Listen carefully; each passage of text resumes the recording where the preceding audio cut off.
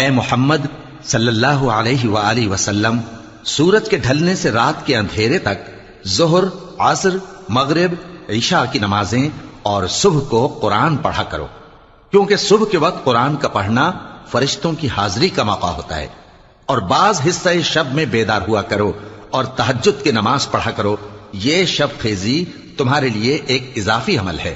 امید ہے کہ اللہ تم کو مقام محمود پر فائز فرمائے۔ اور کہو کہ اے پروردگار، مجھے مدینے میں اچھی طرح داخل کیجو اور مکے سے اچھی طرح نکالیو،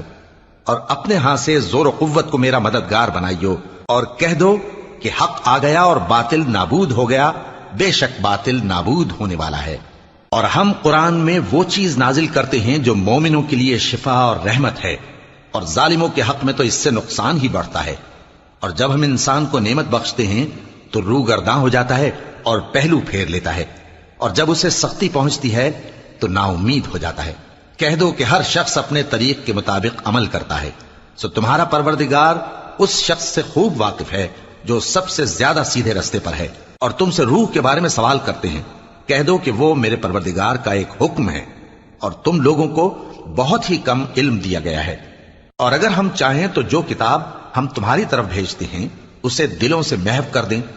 پھر تم اس کے لیے ہمارے مقابلے میں کسی کو مددگار نہ پاؤ، مگر اس کا قائم رہنا تمہارے پروردگار کی رحمت ہے، کچھ شک نہیں کہ تم پر اس کا بڑا فضل ہے۔ کہہ دو کہ اگر انسان اور جن اس بات پر مجتمع ہوں کہ اس قرآن جیسا بنا لائیں تو اس جیسا نہ لا سکیں گے،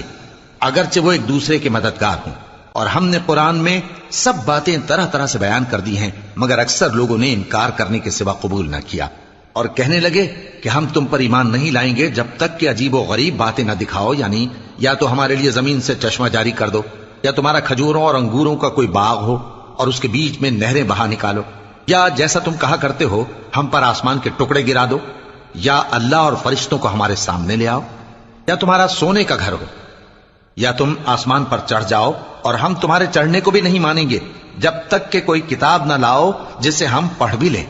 کہہ دو کہ میرا پروردگار پاک ہے، میں تو صرف ایک پیغام پہنچانے والا انسان ہوں۔ اور جب لوگوں کے پاس ہدایت آ گئی تو ان کو ایمان لانے سے اس کے سوا کوئی چیز مانے نہ ہوئی کہ کہنے لگے کہ کیا اللہ نے آدمی کو پیغمبر کر کے بھیجا ہے؟